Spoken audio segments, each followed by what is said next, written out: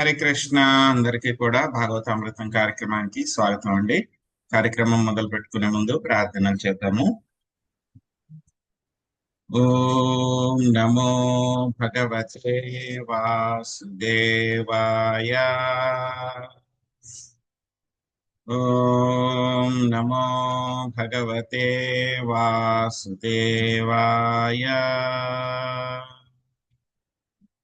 ఓం నమో భగవతే వాసుదేవాయ.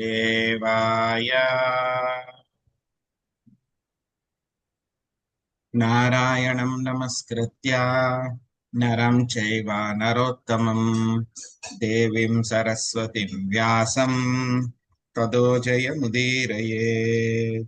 శృణ్వతాం స్వకదా కృష్ణ పుణ్యశ్రవణ కీర్తన హృదయంతస్థో హి అభద్రాణి విధునోతి సరసతాం.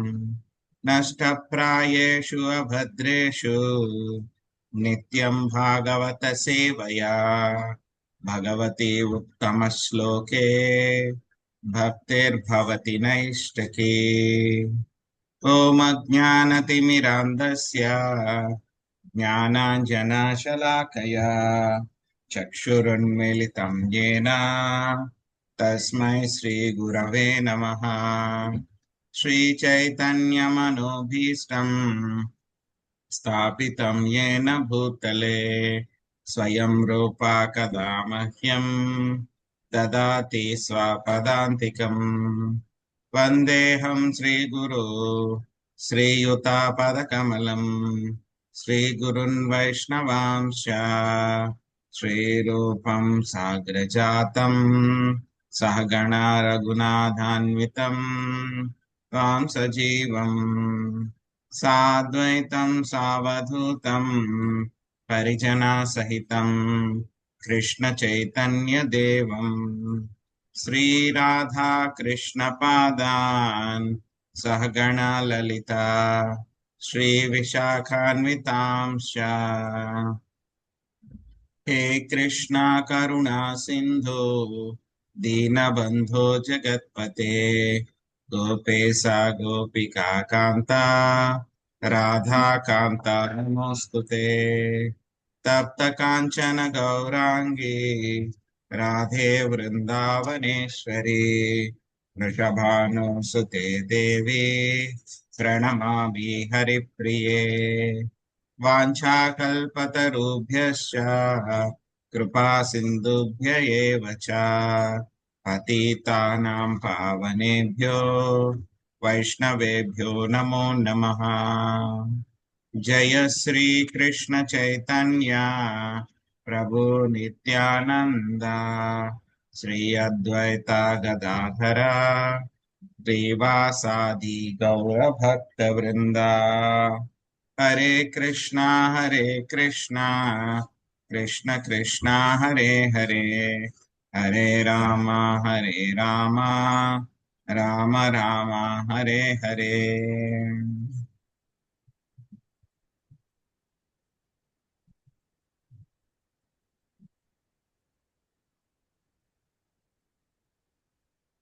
హరే కృష్ణ.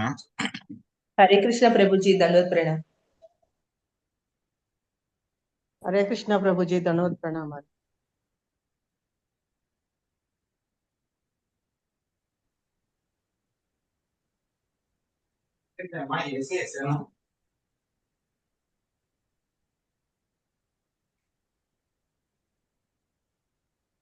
హరే కృష్ణ.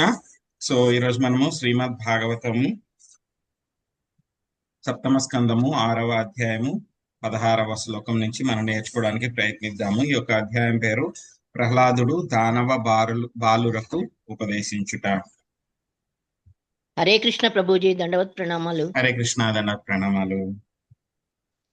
విద్వానపీతం ధనుజా కుటుంబం పుష్టన్ స్వలోకాయన కల్పతే వై యస్వీయ పారాఖ్య విభిన్న భావ స్తమా ప్రపద్యేత యదా విమూఢ. నడపసిద్ధి మాతజీ, మీరు అనువాదం చదవండి, తర్వాత ఆ భాష్యంలో మీరు పొందజాలరు వరకు చదవండి. ఆ తర్వాత ముఖ్యముగా దగ్గర నుంచి జయలక్ష్మి మాతాజీ చివరి వరకు చదవండి.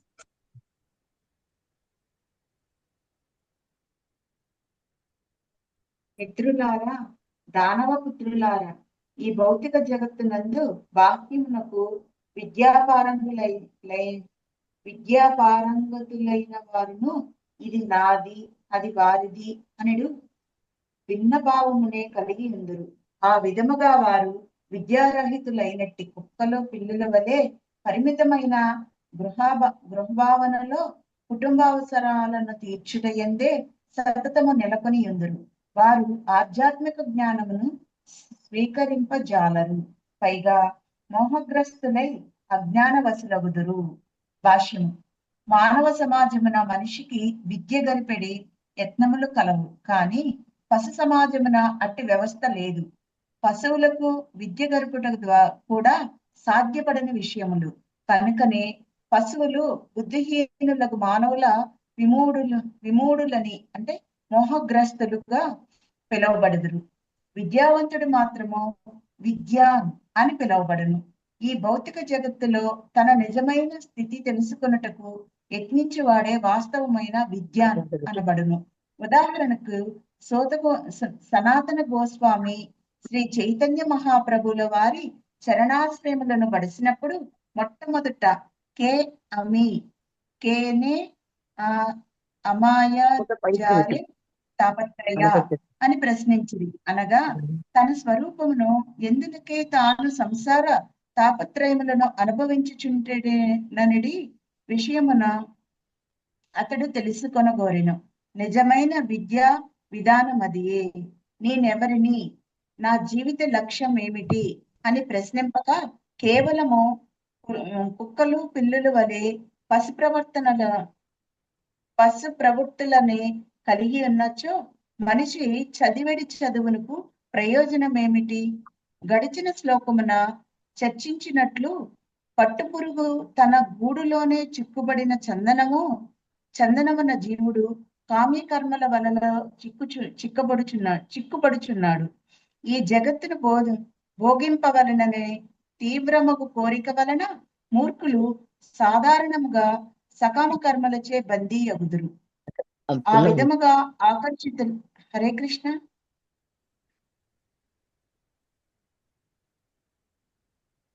చదవండి మాత. జయలక్ష్మి మాత చదవండి. హరే కృష్ణ ప్రభు, ధన్యవాద ప్రణామాలు. ఆ విధంగా ఆకర్షితులైన మనుజులు సంఘము, జాతి, దేశమని పలుకుచు తమ కాలమును వృధా చేయదు. తమకు లభించిన మానవ జన్మ వలన వారెట్టి లాభమును పొందజాలరు. ముఖ్యముగా ఈ కలియుగమున బడా నాయకులు, రాజనీతిజ్ఞులు, తత్వవేత్తలు, శాస్త్రజ్ఞులు ఇది మాది అది మీది అని తలుచుచు మూర్ఖముగా కలాపములలో నెలకొల్చున్నారు. శాస్త్రజ్ఞులు అణ్వశాస్త్రములను తయారు చేసి తమ దేశమునకు లేదా సంఘమునకు సంబంధించిన రక్షణ విషయములలో బడా నాయకులకు సహాయపడుచున్నారు. నామమాత్రమగు ఉన్నత జ్ఞానమును కలిగి ఉన్నప్పటికీ నిజమునకు వారు కుక్కలు పిల్లులు వృత్తిని కలిగినట్లు ఈ శ్లోకంలో స్పష్టంగా తెలుపబడింది. కుక్కలు పిల్లులు వంటి జంతువులు జీవితం నందలి నిజ లాభము నెరుగక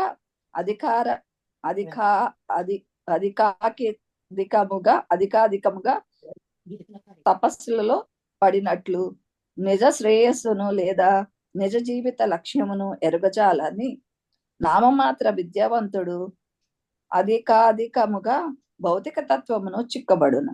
కనుక వర్ణాశ్రమ ధర్మమును అనుసరింపమని భక్త ప్రహ్లాదుడు ఎల్లర్లకు ఉపదేశించుచున్నాడు. ముఖ్యంగా ఒక పరిస్థితిలో మనుజుడు గృహస్థ జీవితమును త్యజించి సన్యాసమును స్వీకరించవలేను. ఆ విధంగా అతడు ఆధ్యాత్మిక జ్ఞానము సముపార్జనము కావించి ముక్తుడు కాగలడు. ఈ విషయము రాబో శ్లోకంలో విస్తారముగా చర్చించబడినది. Thank you Prabhuji. హరే కృష్ణ ప్రభుజీ.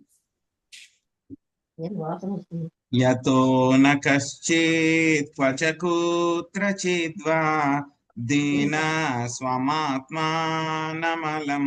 సమర్థ విమోచితుం కామదృశాం విహార క్రీడా మృగోయన్నిఘటో విసర్గ తతో విదూరాత్ పరిహృత్య దైత్యేషు సంజ్ఞం విషయాత్మకేషు ఉపేతనారాయణమాదిదేవం సమూక్త సంజ్ఞైర్విషితోపవర్గ. మంజుల మాతాజీ మీరు అనువాదం చదవండి, భాష్యము శాంతికృష్ణ మాతాజీ చదవండి. హరే కృష్ణ ప్రభుజీ. మిత్రులారా, దానవులారా, భగవద్విజ్ఞాన రహితుడు ఏ సమయమున గాని ఏ ప్రదేశమున గాని భవబంధం నుండి తన్ను తాను ముక్తిని చేసుకున్న సమర్థుడు కాలేదన్నట నిశ్చయమైన విషయము. పైగా భగవద్విజ్ఞాన రహితులు భౌతిక నియమములచే హరే కృష్ణ ప్రభుజీ. ఒక్క నిమిషం మాతాజీ, ఎవరో మాట్లాడుతున్నారు, మ్యూట్ లో ఉండండి. లక్ష్మీదేవి మాతాజీ మీరు మాట్లాడుతున్నారు, మ్యూట్ లో ఉండండి. చదవండి మాతాజీ మీరు. సమర్థుడు కాలేదనుట నిశ్చయమైన విషయము. పైగా భగవద్విజ్ఞాన రహితులు భౌతిక నియమములచే బద్దులగుదురు. వాస్తవమునకు ఇంద్రియ భోగరతులైన అట్టివారు స్త్రీలంపటులై ఉండుడు. కాని నిజమునకు వారు అందమైన స్త్రీల చేతిలో క్రీడామృగము వంటి వారే. అట్టి జీవిత భావమునకు బలి అయి వారు పుత్రకళాతులచే చుట్టబడి భవబంధ సంఖ్యలచే బందీ అగుదురు. ఇటువంటి జీవిత భావన యందున్న వారే దానవులని పిలువబడుదురు. కనుక మీరు దానవ సంతానం అయినప్పటికీ అట్టి వారికి దూరంగా నుండి ఆదిదేవుడగు నారాయణ్ణి శరణు పొందుడు. ఆ నారాయణ్ణి భక్త బృందమునకు భవబంధ విముక్తియే చరమ లక్ష్యమై ఉన్నది. హరే కృష్ణ. భాష్యం. మనుషుడు అంధకూపము వంటి గృహమును విడనాడి వనమునకేగి శ్రీహరి పాదపద్మములనే ఆశ్రయించవలనని తాత్విక ధోరణినే భక్త ప్రహ్లాదుడు కలిగి ఉండెను. హిత్వాత్మం పాతం గృహమంద కూపం వరం గతో యద్ధరి మాశ్రయేత. ఈ శ్లోకమునందు కూడా అతడు ఈ విషయమునే బలపరిచెను. కుటుంబము పట్ల అమిత అనురాగమును అమితాసక్తిని కలిగి ఉన్న కారణమున మానవ చరిత్రలో ఎవడును ఏ కాలమున గాని ఏ ప్రదేశమున గాని ముక్తిని పడయలేడు. బాహ్యమునకు గొప్ప విద్యావంతులైన వారి అందును అదే కుటుంబాసక్తి నెలకొని ఉన్నది. ఇంద్రియ భోగాసక్తులై ఉన్నందున ముసలితనమున వారు కుటుంబ సాంగత్యమును విడువజాలరు. నేను పలుమార్లు వివరించినట్లుగా నామమాత్ర గృహస్థులు మైదున సుఖమునకే ఆకర్షితులై ఉందురు. ఎన్మైదునాది గృహమేది సుఖం హి తుచ్చం. ఆ విధముగా వారు గృహమనడి సంఖ్యలలో బందీ అయి ఉందురు. అంతేగాక తమ సంతానము కూడా అదే రీతిగా సంఖ్యలలో చిక్కుబడవలవలనని వారు కోరుకొనెదరు. ఆడవారి చేతిలో క్రీడామృగము వలె ఆడుచు వారు తమోమయ ప్రాంతములకు పతనము చెందుదురు.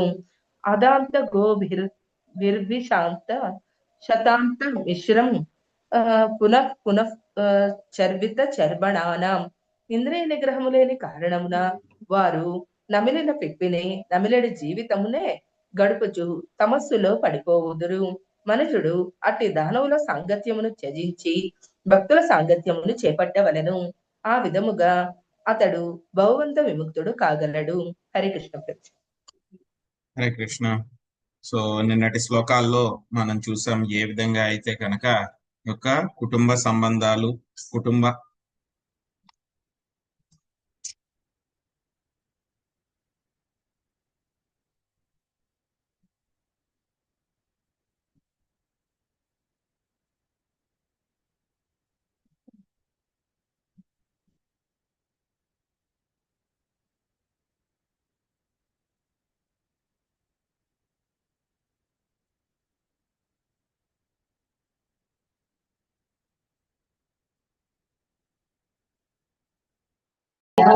హరే రామ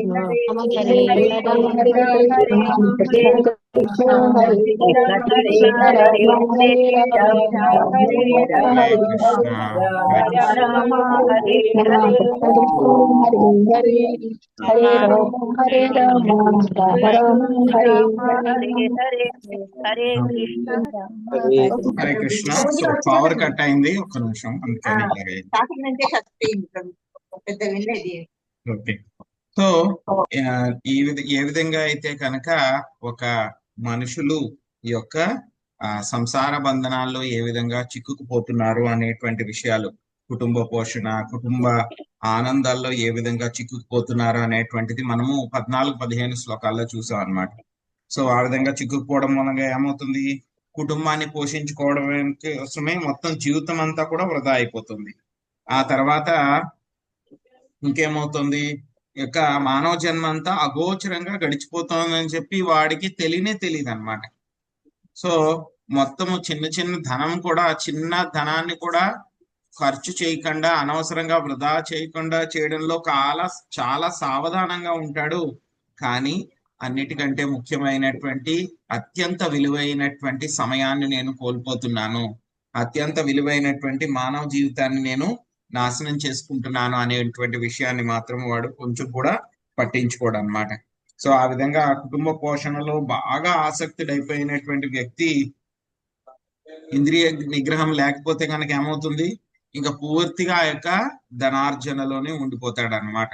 సో వేరే వాళ్ళ ధనాన్ని దొంగిలించినా, వాటిని అపహరించినా సరే మనకి శిక్ష పడుతుంది అని చెప్పి తెలిసినా సరే అతను అటువంటి పనులే చేస్తూ ఉంటాడు అనమాట.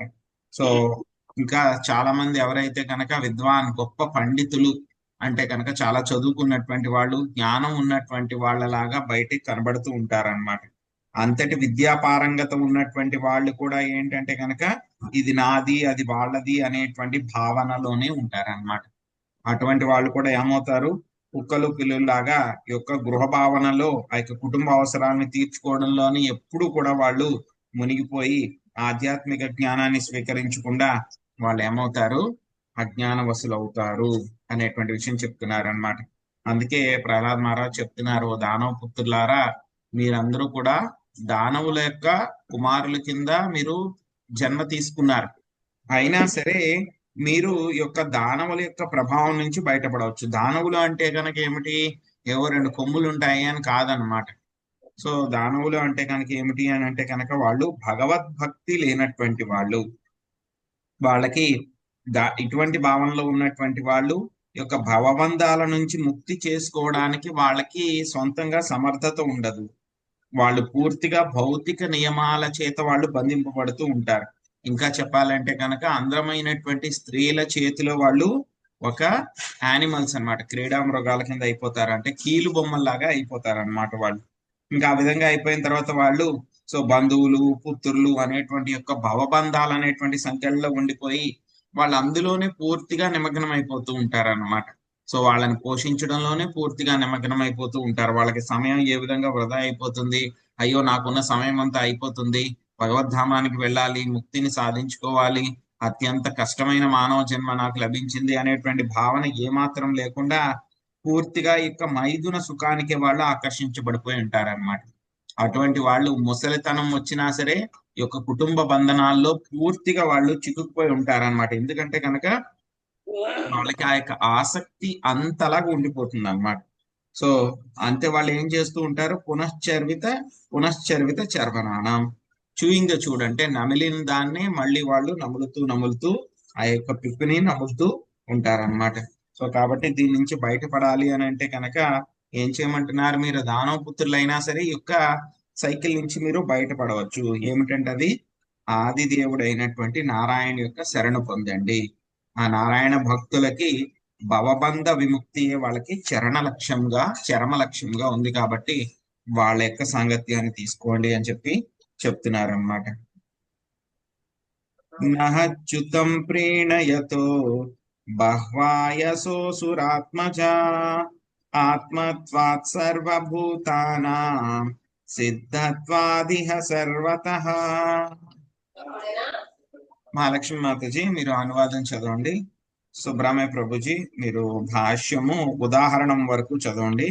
ఆ తర్వాత మల్లేశ్వరి మాతాజీ పెక్కు పాప కార్యముల దగ్గర నుంచి చివరి వరకు చదవండి. ప్రభు అవును మాతాజీ మీరే. హరే కృష్ణ ప్రభుజీ దండ ప్రణామాలు. దానవ పుత్రులారా, దేవదేవుడకు నారాయణుడే సర్వజీవ జనకుడగు పరమాత్ముడు కనుక అతనిని ప్రసన్నుని చేయుటకు లేదా బాల్య వార్ధక్యాది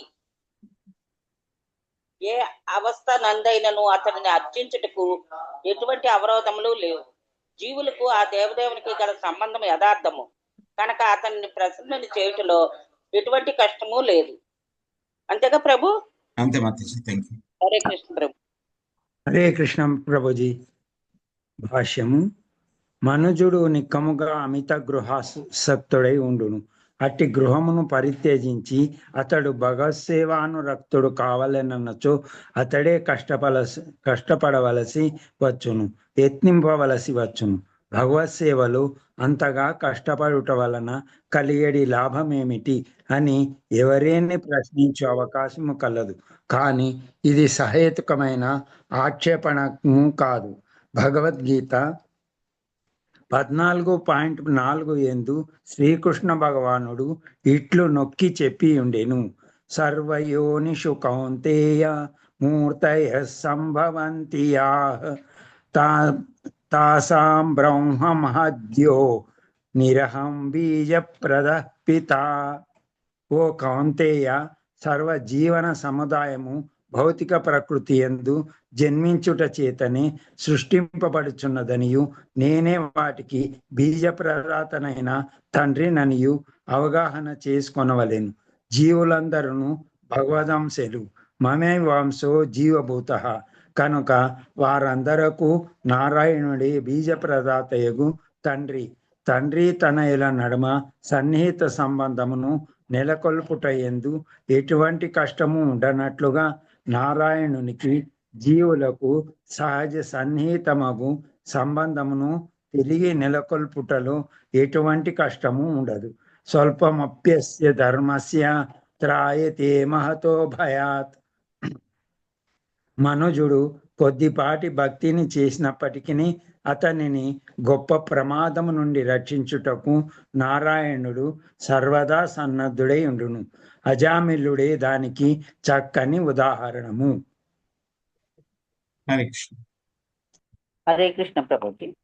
పెక్కు పాపకార్యములను చేసి ఆజామినుడు భగవంతునికి దూరమై యమరాజు చే తీవ్ర దండనకు గురి చేయబడెను.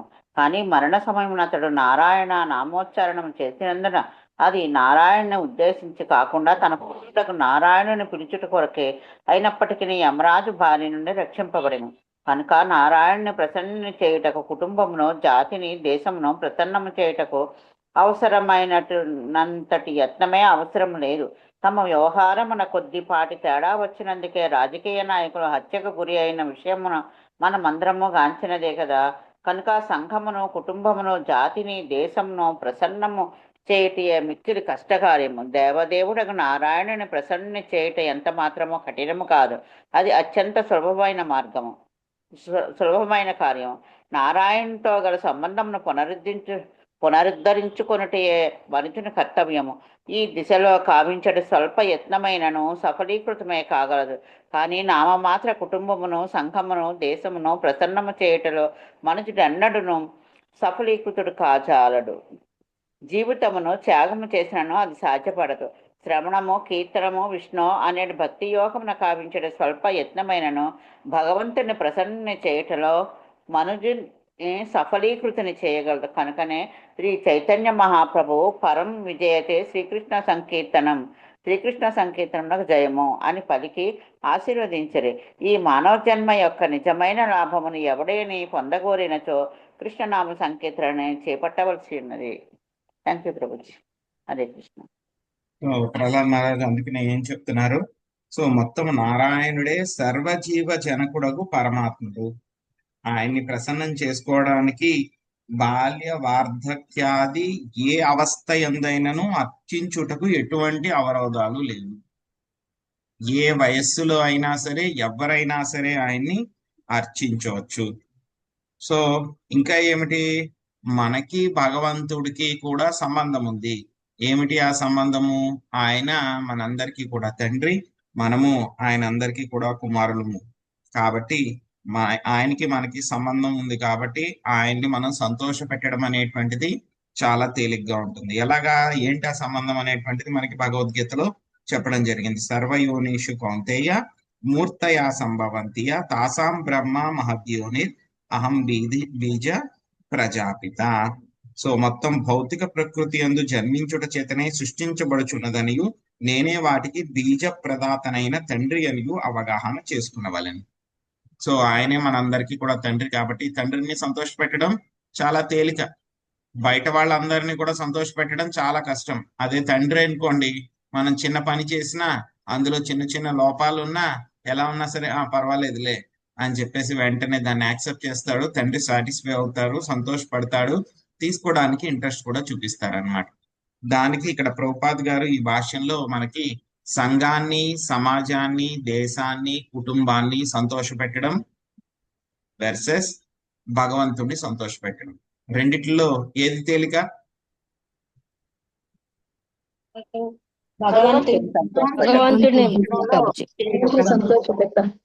భగవంతుని సంతోష పెట్టడం తేలిక.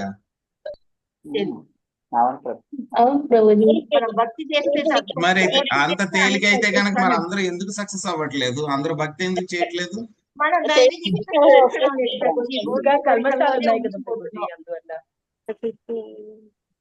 కల్మషాలు ఉన్నాయి. ఇంకా భగవంతుని ఉపదేశాలని కరెక్ట్ గా ఫాలో అవ్వట్లేదు. ఆయన అనుసరి అదే అలా ఉండాలన్నారు, అవి కరెక్ట్ గా పాటించలేకపోవడం వల్ల ఇంకా కారణాలు ఏంటి?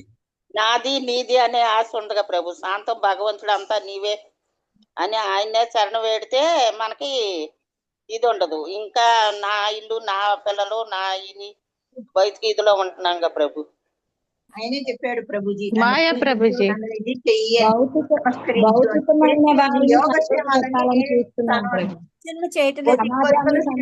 ఆధ్యాత్మిక లోకంలోకి నీకు ప్రవేశాన్ని కల్పిస్తాను అని చెప్పాడు. అయితే మనం నమ్మడం లేదు, అది ముఖ్యం.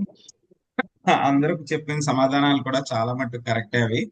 బట్ ఏంటంటే కనుక బేసిక్ కారణం ఏమిటి, మూలం ఏమిటి అంటే కనుక మనము మర్చిపోయాము.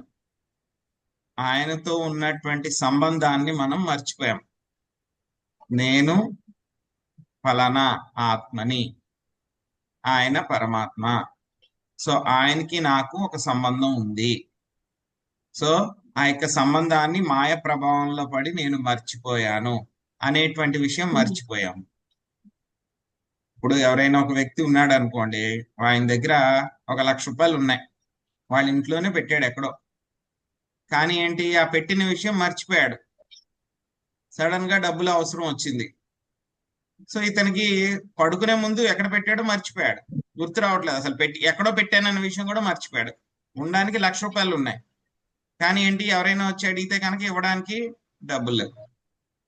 అదే మన పరిస్థితి, మన అందరి పరిస్థితి అన్నమాట. సో మనం కూడా మర్చిపోయాం. భగవంతుడు నాకు అహం బీజ ప్రదాపిత అని చెప్పి ఆయన చెప్పిన విషయాన్ని కూడా మనం మర్చిపోయాం.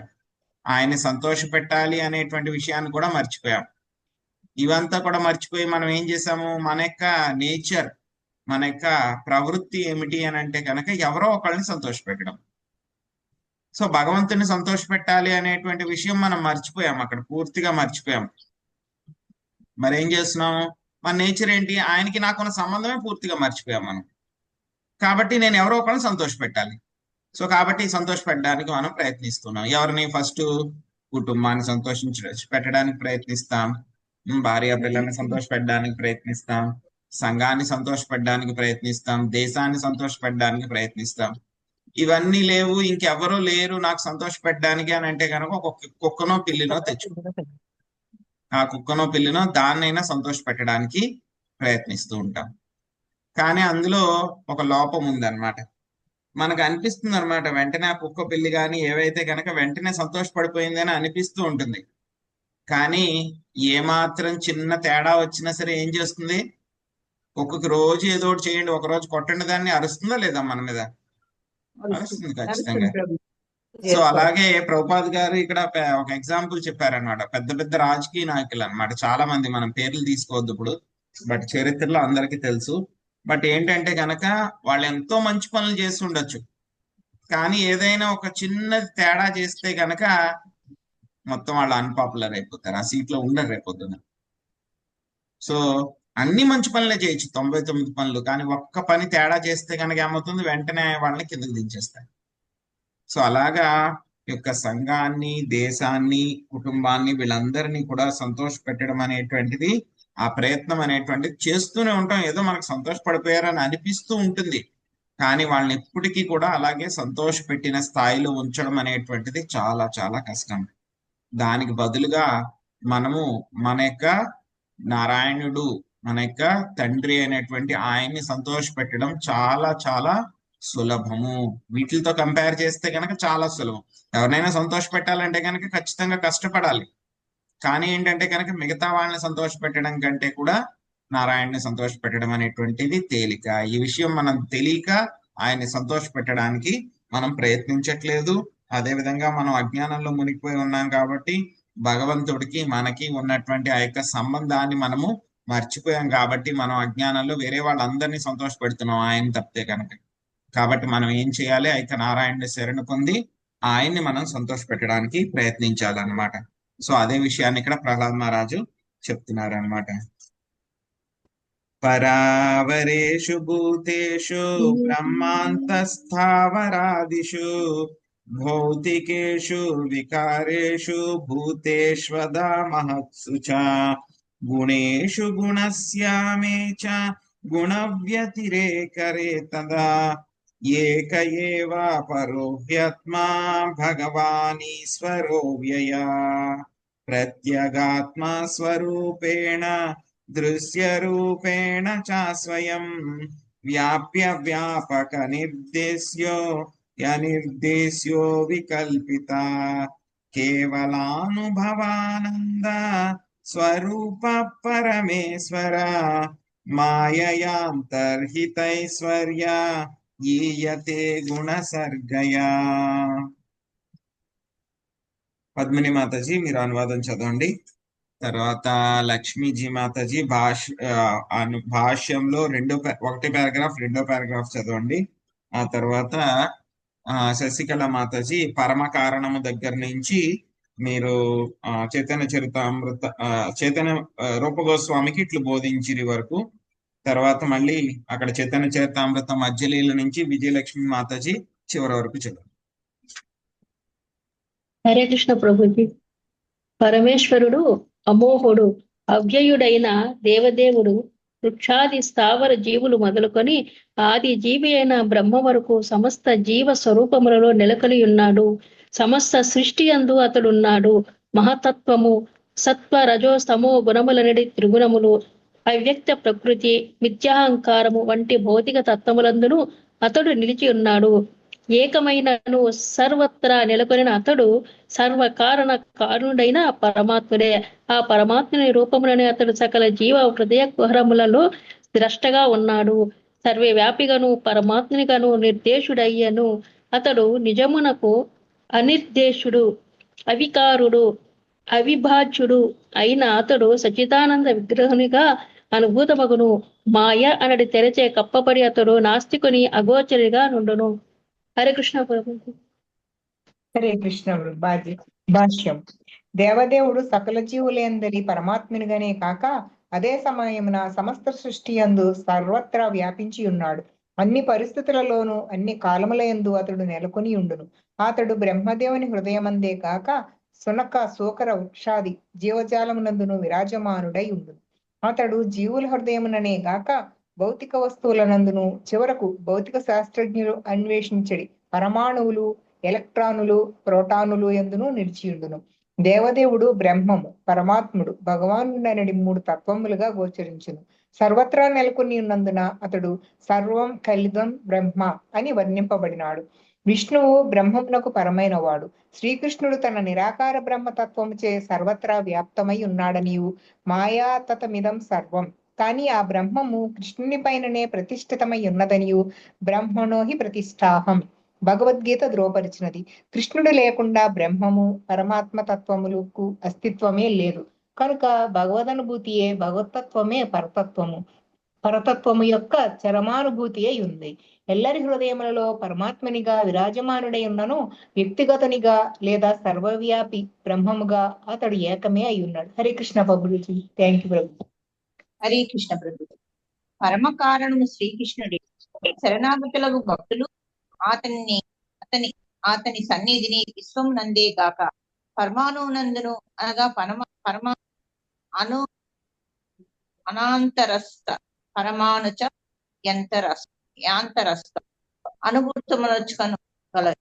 ఆ దేవదేవుని పాదపద్మములకు సంపూర్ణ శరణాగతులైన భక్తులకే ఈ అనుభూతి సాధ్యపడను, కానీ ఇతరులకు కాదు. ఈ విషయంలో శ్రీకృష్ణుడే స్వయంగా భగవద్గీత 7.14 ఎందు ధృవపరిచారు. దైవీ హేష గుణమయీ మమ మాయా దురత్యయ మామేవ ఏ ప్రపద్యంతే మాయా మేతాం తరంతి. భక్తితో శరణుజొచ్చు పద్ధతిని భాగ్యవంతుడైన జీవుడే అంగీకరించు. నానా లోకంలో నానా జీవజాతుల యందు పరిభ్రమించిన తర్వాత భక్తుని అనుగ్రహం చేతనే జీవుడు పరతత్వం యొక్క నిజమైన అవగాహనకు వచ్చి దేవదేవునికి శరణుజొచ్చు. ఈ విషయం భగవద్గీతలో ధృవపడినది. బహూనాం జన్మనామంతే జ్ఞానవాన్న ప్రపద్యతి. దైత్యకులమున పుట్టిన ప్రహ్లాదుని సహోధ్యాయులు పరతత్వానుభూతి మిక్కిలి కఠినమైందని భావించింది. పలువురు ఈ విషయంనే పలుకుట నాకు కూడా అనుభవంలో ఉన్నది, అయినను అది నిజం కాదు. పరతత్వముకు దేవదేవుడు సకల జీవులతో సన్నిహిత సంబంధమును కలిగి ఉన్నాడు. కనుక మనుజుడు వైష్ణవ తత్వమును అవగాహన చేసుకొనినచో భగవంతుని అర్చించుట, అతనిని అనుభూత మనర్చుకొనుట ఎంత మాత్రము కఠినము కాదు. భగవంతుడు ఏ విధంగా సర్వత్ర వ్యాపించి ఉన్నాడో, ఏ విధంగా సర్వత్ర పనిచేయనో వైష్ణవ తత్వ సిద్ధాంతము ఎరుకపరచు. ఏదైనాను భగవత్ అనుభూతి మాత్రము భక్తుల సాంగత్యంలోనే సాధ్యం అగును. కనుకనే శ్రీ చైతన్యులు రూపగోస్వామికి ఇట్లు బోధించి ఉంది. హరే కృష్ణ ప్రభు. ధన్యవాదాలు. హరే కృష్ణ ప్రభు. చైతన్య చరితామృతం మధ్యలీల 19.151. బ్రహ్మాండ భ్రమితే కోన భాగ్యవాన్ జీవ గురు కృష్ణ ప్రసాదే సాయి భక్తిలతా బీజ. భౌతిక స్థితిలోనున్న జీవుడు నానా జీవజాతులలో నానా పరిస్థితుల్లో పరిభ్రమించును, కానీ అతడు విశుద్ధ భక్తుని సాంగత్యమును బడిసి ఆ మహనీయుని వలన భక్తి యోగమును గూర్చిన ఉపదేశములను బడిసినచో బ్రహ్మము పరమాత్మ తత్వములను మూలమైనట్టి భగవాన్ని సులభముగా అవగతం చేసుకొనగలడు. దీని విషయమైన శ్రీల మధ్వాచార్యులు ఇట్లు పలికిరి. అంతర్యామి ప్రత్యేగాత్మ వ్యాప్త కాలో హరిస్మృత ప్రకృత్యా తమసా వృతత్వాత్ హరేరైశ్వర్యం న జాయతే. భగవంతుడు అంతర్యామి రూపమున ఎల్లరి హృదయముల్లో నిలిచి ఉండి దేహముచే ఆచ్ఛాదితమగు ఆత్మయందు గోచరించును. నిజమునకు అతడు సర్వత్రా సర్వకాల సర్వావస్థల్లో నెలకొని ఉండును. అయినను అతడు యోగమాయా తెరచే కప్పబడినందున సామాన్యునికి భగవంతుడు లేనట్లుగా తోచుండును. హరే కృష్ణ ప్రభు. హరే కృష్ణ. సో ఈ యొక్క శ్లోకంలో ప్రహ్లాద్ మహారాజు ఏం చెప్తున్నారు, వాళ్ళందరికీ కూడా భగవంతుడు శ్రీకృష్ణ భగవానుడు ఆయన రకరకాల విధాలుగా రకరకాలైనటువంటి పద్ధతుల్లో ఆయన ప్రతి చోట కూడా ఆయన వ్యాపించి ఉన్నారు. ఆయన పరమేశ్వరుడు, అమోఘుడు, అవ్యయుడు. పరమేశ్వరుడు అంటే కనుక అందరినీ కూడా నియంత్రించేటువంటి వాడు. అదేవిధంగా ఎంతో శక్తివంతుడు, అమోఘుడు. అవ్యయుడు అంటే కనుక ఖర్చు అవ్వదు. అంటే కనుక అవ్యయుడు అంటే కనుక దానికి ఇంకొక పదం ఇంగ్లీష్ లో ఏంటంటే కనుక ఇన్ఫినిటివ్, అనంతము. ఖర్చు అవ్వదు. సో మనం లెక్కలో నేర్చుకుంటాం, మనం ఇన్ఫినిటీలో 10th క్లాస్ లో కూడా వస్తాయి. ఇన్ఫినిటీలోంచి ఇన్ఫినిటివ్ తీస్తే ఎంత ఉంటుంది అని అంటే కనుక ఇన్ఫినిటివ్ ఉంటుంది. ఇన్ఫినిటివ్ కి ఇన్ఫినిటివ్ కలిపితే ఎంత ఉంటుంది అంటే కనుక ఇన్ఫినిటివ్. ఇన్ఫినిటివ్ కి మల్టిప్లై చేస్తే గుణిస్తే కనుక ఇన్ఫినిటివ్ ఎంత ఉంటుంది అంటే ఇన్ఫినిటివ్. ఇన్ఫినిటివ్ ని ఇన్ఫినిటివ్ తో డివైడ్ చేస్తే కూడా ఎంత ఉంటుంది అంటే ఇన్ఫినిటివ్. సో అలాగే ఆయన అవ్యయుడు అనమాట. ఆయన దగ్గర నుంచి ఎంత తీసినా సరే ఇంకా ఆయన అలాగే ఉంటాడు. అక్షయ పాత్ర లాగా అనమాట. అక్షయ పాత్రలోంచి ఎంత ఆహారం తీసినా సరే ఇంకా ఇంకా వస్తూనే ఉంటుంది. అది ఎప్పుడు కూడా పూర్తి అవడం జరగదు, వస్తూనే ఉంటుంది. ఎంతమందికి కావాలంటే కనుక అంతమందికి వస్తూనే ఉంటుంది. తరిగిపోవడం అనేటువంటిది ఉండదు, అయిపోవడం అనేటువంటిది ఉండదు. అదే దాన్ని అవ్యయము అని అంటారు అనమాట. సో ఆయన ఎలా ఉన్నాడు? ఆయన స్థావర వృక్షము. ఆయన జీవులు మొదలు పెట్టుకుని బ్రహ్మ వరకు కూడా అందరి హృదయాల్లో కూడా ఆయన జీవ స్వరూపాల్లో ఆయన పరమాత్ముడి కింద ఉన్నాడు. అయిపోయింది. ఆయన జీవుల స్వరూపాల్లోనే ఉన్నాడు, జీవుల హృదయాల్లో ఉన్నాడు, మరి ఇంకెక్కడా లేడా? మొత్తం సృష్టి అంతా కూడా ఆయన వ్యాపించి ఉన్నాడు. సృష్టి అంతా ఉన్నాడు, ఇంకా ఎక్కడున్నాడు ఆయన? మహత్తత్వము, ప్రకృతి త్రిగుణాలు, అవ్యక్త ప్రకృతి, విద్యాహంకారము, మొత్తం భౌతిక తత్వాలు అన్నింటిలో కూడా ఆయన ఉన్నాడు. అన్నిటిలోనూ ఉన్నాడు ఆయన. ఇంకా ఏం చెప్తున్నారు ప్రభుపాద గారు? మన శాస్త్రవేత్తలు అణువు లోపల ఏముందో చూద్దాము అని చెప్పేసి దాన్ని ముక్కలు చేసి అందులో ప్రోటాన్లు ఉన్నాయి, ఎలక్ట్రాన్లు ఉన్నాయి, న్యూట్రాన్లు ఉన్నాయి అని చెప్పి అవన్నీ కూడా చెప్పారు. వాటిల్లో వాళ్ళందరూ కూడా వెతుకుతున్నారు. వాళ్ళందరూ కూడా కొన్ని కోట్లు ఖర్చు పెడుతున్నారు ఎప్పటి నుంచి, ఎన్నో సంవత్సరాల నుంచి కూడా. ఏం కనిపెట్టడానికి? గాడ్ పార్టికల్ అని దాన్ని కనిపెడదాం అని చెప్పి ఎప్పటి నుంచో ప్రయత్నిస్తూనే ఉన్నారు. ప్రతి ఏడాది కూడా రిపోర్ట్లు పబ్లిష్ చేస్తారు, మేము చాలా దగ్గరగా వచ్చేసాము ఆ గాడ్ పార్టికల్ ని కనుక్కోవడానికి అని చెప్పేసి. సో ఆ గాడ్ పార్టికల్ లోనే కాదు, మీరు ఆయన లేడు అని చెప్పి తీసి పక్కన పెట్టేసిన ప్రతి పార్టికల్ లో కూడా ఆయన ఉన్నాడు. ఆ ఒక్క గాడ్ పార్టికల్ లోనే కాదు, ఎలక్ట్రాన్ లో కూడా ఉన్నాడు ఆయన, ప్రోటాన్ లో కూడా ఉన్నాడు, ప్రతి అణువులోనూ ఉన్నాడు ఆయన, ప్రతి అణువులోనూ ఉన్నాడు, ప్రతి కణంలోనూ కూడా ఆయన ఉన్నాడు. ఇంకా ఆయన ఏం చేస్తున్నాడు? ఆయన పరమాత్మడి కింద ఉండి జీవులందరి హృదయాల్లో కూడా ఆయన ఉపదృష్ట అనుమంతాచ అందరికి కూడా పర్మిషన్, శాంక్షన్స్ అన్ని కూడా చేస్తున్నారు. వాళ్ళు ఏం చేస్తున్నారా ఏంటా అని చెప్పి ఆయన అబ్జర్వ్ చేస్తూ ఉన్నారు అన్నమాట. సో ఆయన అనిర్దేశ్యుడు, ఆయన నియంత్రించేటువంటి వాళ్ళు ఎవరూ లేరు. సో అయినా సరే ఆయన అవిభాజ్యుడు, ఆయన ఏం ముక్కల కింద ఉన్నాడు. ఆయన నా హృదయంలో పరమాత్మ కింద ఉన్నారు, వేరే వాళ్ళ హృదయంలో పరమాత్మ కింద ఉన్నారు. కాబట్టి ఆ పరమాత్మ వేరు, ఈ పరమాత్మ వేరు, ఆయన ముక్కలైపోయాడు అని అనుకోకూడదు అనమాట మనం. ఆయన అవిభాజ్యుడిలా కాదు. కానీ ఏంటంటే కనుక ఎవరైతే నాస్తికులు అయితే ఎవరైతే ఉన్నారో వాళ్ళకి ఆయన మాయా అనేటువంటి తెర చేత కప్పబడి ఉన్నారు. భగవద్గీతలో చెప్పారు కదా, నాహం ప్రకాశ సర్వస్య యోగ మాయా సమావృత మూఢోయం నాభిజానాతి లోకో మామజమవ్యయం. నాహం ప్రకాశ సర్వస్య, నేను అందరికీ కూడా ప్రకటితం అవ్వను. ఎందుకు ప్రకటితం అవ్వను? యోగమాయ సమావృత, యోగమాయ చేత నేను కప్పబడి ఉన్నాను. కాబట్టి మూఢులు నేను లేను, నేను అవ్యక్తం అవుతాను, నేను లేను అని చెప్పి వాళ్ళందరూ కూడా అనుకుంటారు. వాళ్ళు నా గురించి ఎప్పటికీ కూడా వాళ్ళు తెలుసుకోలేరు అని చెప్పి చెప్తున్నారు అన్నమాట. దీని గురించే ప్రభుపాదుల వారు చక్కగా భాష్యంలో మొత్తం సర్వం కల్వమిదం బ్రహ్మమయా తదమిదం సర్వం బ్రహ్మణో హి ప్రతిష్టానం. సో ఇంకా ఏమిటి మనకి? బ్రహ్మేతి పరమాత్మేతి భగవాన్ ఇతి శబ్దతి. సో శ్రీమద్ భాగవతంలో చెప్పారు కదా మనకి. సో యొక్క బ్రహ్మం, మొత్తం బ్రహ్మం, పరమాత్మ, భగవాన్, ఈ మూడింటికి కూడా ఆధారం ఏమిటి? శ్రీకృష్ణ భగవానుడే అన్నమాట. సో ఇదే విషయాన్ని ఇక్కడ ప్రహ్లాద్ మహారాజ్ చెప్తున్నారు అనమాట. అక్కడ కొంతమంది ఉన్నటువంటి ఆయనకు ఫ్రెండ్స్ ఉన్నారు కదా, ప్రహ్లాద్ మహారాజ్ వాళ్ళ యొక్క స్నేహితులు అనమాట. సో వాళ్ళు పరతత్వానుభూతి అంటే కనుక చాలా కష్టము, ఎంతో మంది యోగులు ఎంతో కష్టపడుతున్నారు, అయినా సరే వాళ్ళకు కూడా ఆయనకి అనుభూతి దొరకట్లేదు అని అంటే కనుక ప్రహ్లాద్ మహారాజ్ దానికి ఒప్పుకోవట్లేదు అనమాట. ఎందుకంటే ఆయన పరతత్వమైనటువంటి దేవాది దేవుడు కాబట్టి, మనందరికీ కూడా తండ్రి కాబట్టి, మనందరితో కూడా ఏదో ఒక సన్నిహిత సంబంధం ఆయనకు ఉంది. ఇంతకు ముందు శ్లోకాల్లో చెప్పినట్టు స్వల్పమప్యస్య ధర్మస్య త్రాయితే మహతో భయాత్. సో ఏమవుతుంది? మనం ఒక్క అడుగు ముందుకు వేసి ఆయన దగ్గరికి వెళ్ళాలి అని చెప్పి ప్రయత్నిస్తే కనుక ఆయన 10 అడుగులు ముందుకేసుకుని మన వైపు ఆయన వస్తాడు. ఎందుకు వస్తారు? మామూలు బయట వాళ్ళు అయితే వస్తారా? చిన్నపిల్లవాడు ఉన్నాడు, అప్పుడే నడక నేర్చుకుంటున్నాడు అనుకోండి, తల్లిదండ్రులు ఏం చేస్తారు? నడక నడపడానికి ఎంకరేజ్ చేస్తారనమాట. రా రా రా అని చెప్పి పిలుస్తారు దూరం నుంచి. వాడు ఒక్క అడుగు ముందుకేస్తే కనుక తల్లిదండ్రులు ఒక 5 అడుగులు 10 అడుగులు ముందుకేసి వాళ్ళు వచ్చేస్తారు. వాడు 2వ అడుగు వేస్తే కనుక ఇంకో 10 అడుగులు వేసి వాళ్ళు వస్తారనమాట. అలాగే మనం కూడా కృష్ణుడి వైపు ఒక్క అడుగు ముందుకు వేస్తే ఆయన 10 అడుగులు ముందుకు వేసుకుని మన వైపుకి వస్తారనమాట. సో ఎవరికి మరి ఇది సాధ్యం అవుతుంది? మరి అన్ని చోట్ల ఆయన ఉన్నాడు అని చెప్పి చెప్తున్నారు. మరి ఎవరు అనుభూతి మార్చుకోగలరు అని అంటే కనుక అది కేవలం భక్తులు మాత్రమే. అటువంటి భక్తుల సాంగత్యంలో మాత్రమే మనకి భగవద్ అనుభూతి అనేటువంటిది సాధ్యమవుతుంది. సో అదే మనకి బ్రహ్మాండ బ్రహ్మితే కొన శ్లోకంలో కూడా సో ఏం చెప్పారు మనకి?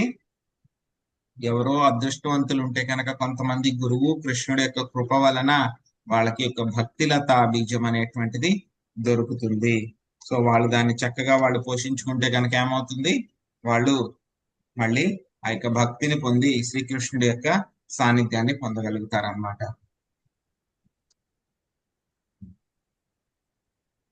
తస్మాత్ సర్వేషు భూతేషు దయాం కురత సౌహృదం భావమాసురమున్ముచ్య యయా తుష్యత జోక్షద. శాంతకుమారి మాతాజీ మీరు అనువాదం చదవండి. తర్వాత భాష్యము మహేశ్వరి మాతాజీ భాష్యం చదవండి. ఆ తర్వాత భాష్యంలో మీరు మొదటి పారాగ్రాఫ్ చదవండి. మళ్ళీ భోక్తారం దగ్గర నుంచి చివరి వరకు కూడాను నాగం సునీత మాతాజీ. అందువలన ఓ దైత్య బాలకులారా, అధోక్షజుడు భగవానుడు ప్రసన్నుడు రీతిలో వర్తించుటూ మీ అసుర ప్రవృత్తిని విడిచి వైరము గాని దైత్య భావన గాని లేకుండా పనిచేయడు. జీవులేడ దయతో భక్తి యోగమును బుద్ధపీతం గావించి వారికి శ్రేయబులాసులుగా మారుడు. హరే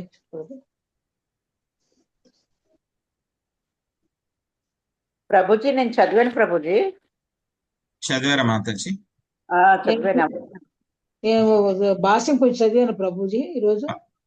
లేదు మాతాజీ, రాధమ్మ మాతాజీ చదవండి. సరే ప్రభు.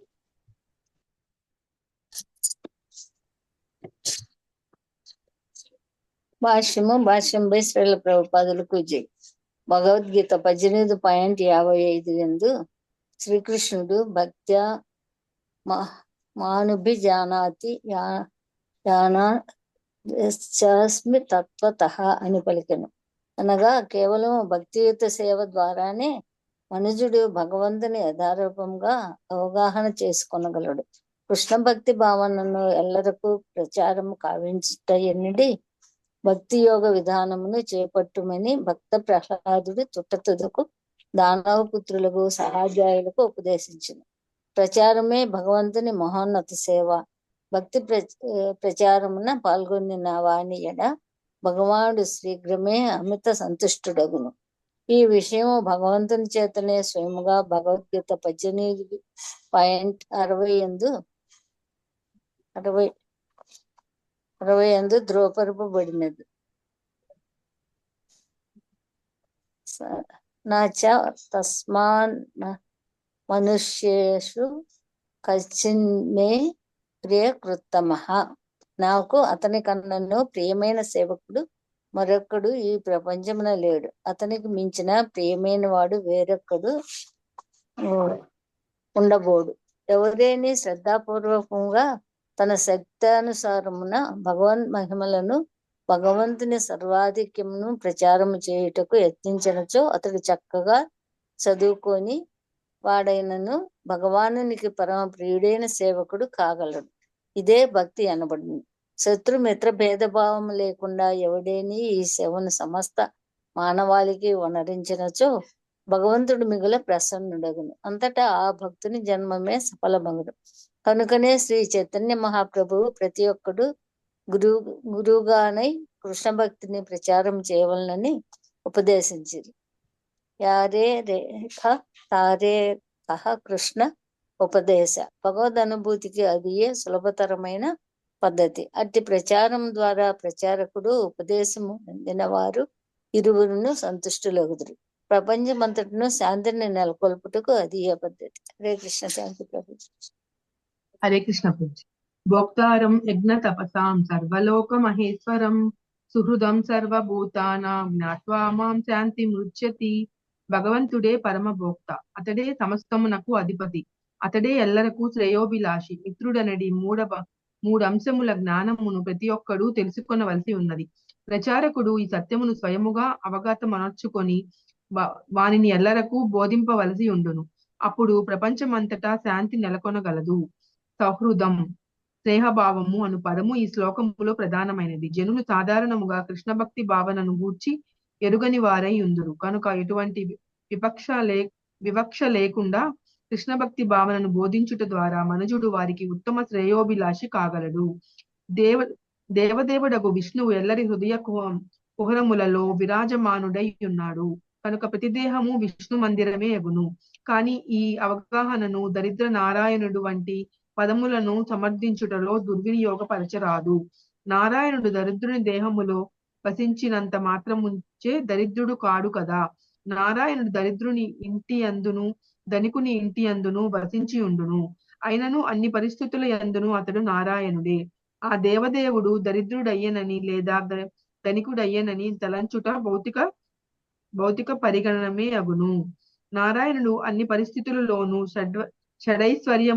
షడైశ్వర్య పూర్ణునిగానే ఉండును. హరే కృష్ణ. హరే కృష్ణ. సో మనకి ఈ యొక్క ముందు శ్లోకంలో ఏం చెప్పారు మనకి ఇక్కడ? సో ఎప్పుడైతే కనుక మాయని మనము యొక్క భక్తి ద్వారా మనము అధిగమించగలిగితే కనుక అప్పుడు మనకున్నటువంటి భక్తి ప్రకారము ఆయన ఎంతవరకు అయితే కనుక మనకి భక్తి ఉందో అంతవరకు కూడా మనకి ఆయన అనుభూతిలోకి ఆయన వస్తారనమాట. ఏ దామాం ప్రపద్యంతే తాంస్తదైవం భజామ్యహం. సో ఆయన చెప్పారు కదా, మనుషులు ఏ విధంగా ఎంతైతే కనుక భక్తి చేస్తారో అంత నన్ను వాళ్ళు రియలైజ్ చేసుకోగలరు అని చెప్తున్నారు. కానీ ఒకటైతే మాత్రం కన్ఫర్మ్ ఏమిటి? భక్తి ద్వారానే మాత్రమే భగవంతుడు మనకి అనుభూతిలోకి వస్తారు. సో కాబట్టి ఏం చేయాలి? మనం ఆ యొక్క భక్తిని మనము స్టడీగా అంటే క్రమముగా చెయ్యాలి, వదిలిపెట్టకుండా, ఎటువంటి అవరోధాలు లేకుండా చెయ్యాలి. సో ఆ భక్తి ఎలా చెయ్యాలి అవరోధాలు లేకుండా అని చెయ్యాలని చెప్పేసి ప్రహ్లాద్ మహారాజ్ ఇప్పుడు చెప్తున్నారనమాట. సో వాళ్ళందరూ కూడా దానవులు కదా, దానవులు కాబట్టి వాళ్ళందరికీ కూడా యొక్క హింసా ప్రవృత్తి ఉంటుంది ఆ యొక్క దానవులందరికీ. సో కాబట్టి మొట్టమొదటిగా వాళ్ళందరినీ కూడా దానవులందరినీ కూడా ఏ స్థాయికి తీసుకుని రావాలి? కనీసం మానవుల యొక్క స్థాయికి తీసుకుని రావాలి. ఏమిటి? దానవుల స్థాయి నుంచి మానవుల స్థాయిలోకి రావాలి అని అంటే కనుక వాళ్ళు ఏం చేయాలి? జీవదయ వాళ్ళకి రావాలి. జీవదయ వాళ్ళకి రావాలి అంటే కనుక ఏమిటి? వాళ్ళు యొక్క హింసా ప్రవృత్తిని మానుకోవాలి. అది ఎలా వస్తుంది వాళ్ళకి? అందుకోసం అని చెప్పి ప్రహ్లాద్ మహారాజ్ వాళ్ళందరికీ కూడా ఏం చెప్తున్నారు? ఆ యొక్క అధోక్షజుడైనటువంటి భగవంతుణ్ణి ప్రసన్నం చేసుకునే విధంగా మీరు ప్రవర్తించండి. ఏమంటున్నారు ఆయన? మీ యొక్క అసురీ ప్రవృత్తిని విడిచిపెట్టి ఎవరి పట్ల కూడా ద్వేషము గాని అదేవిధంగా శత్రుత్వం గాని లేకుండా, ద్వైత భావన లేకుండా మీరు పని చేయండి. ఎప్పుడైతే కనుక జీవుల పట్ల దయ ఉంటే కనుక ఆ యొక్క భక్తి యోగం ఏమవుతుంది? ఆటోమేటిక్ గా అదేమవుతుంది? జాగృతం అవుతుంది. కాబట్టి మీరు జీవులందరికీ కూడా శ్రేయోభిలాషుల కింద మారండి, హింసా ప్రవృత్తిని వదిలిపెట్టండి, వైరీ ప్రవృత్తిని వదిలిపెట్టండి అని చెప్పేసి ప్రహ్లాద్ మహారాజ్ వాళ్ళందరికీ కూడా చెప్తున్నారన్నమాట. సో ఇక్కడ మనకి భాషల్లో ప్రభుపాదుల వారు చెప్తున్నారు. ఇక్కడ ప్రహ్లాద్ మహారాజ్ ఏం చేస్తున్నారు? వాళ్ళ ఫ్రెండ్స్ అందరికీ కూడా ఆయన టీచింగ్ చేస్తున్నారు. వాళ్ళందరినీ కూడా భక్తి మార్గంలోకి తీసుకుని రావడానికి ప్రయత్నిస్తూ ఉన్నారు. భక్తి ఏ విధంగా చెయ్యాలి అని చెప్పి ఆయన ఏం చేస్తున్నారు? ప్రహ్లాద్ మహారాజ్ అందరికీ నేర్పుతున్నాడు. సో ఎలా అయితే కనుక నారద ముని ఎక్కడికి వెళ్ళినా సరే నారాయణుడు కృష్ణుడు గురించే మాట్లాడుతూ ఉంటారో, ఎవరినైతే కనుక ఆయన చింతామణి లాంటి వాడు, ఆయన ఎవరినైతే కనుక ముట్టుకుంటారో వాళ్ళందరూ కూడా భక్తులు అయిపోతారు. అలాగే ప్రహ్లాద్ మహారాజ్ కూడా ఏం చేస్తున్నారు? అక్కడ తన తోటి ఉన్నటువంటి బాలురికి, చిన్న పిల్లవాడు ఆయన, 5 సంవత్సరాల పిల్లవాడు అయినా సరే ఆయన ఏం చేస్తున్నాడు? ప్రీచింగ్ చేస్తున్నాడు. 5 సంవత్సరాల వయసులోనే ఆయన అందరికీ కూడా భక్తి చేయండి అర్రా, మీరు మీ యొక్క హింసా ప్రవృత్తిని మొదలు పెట్టండి.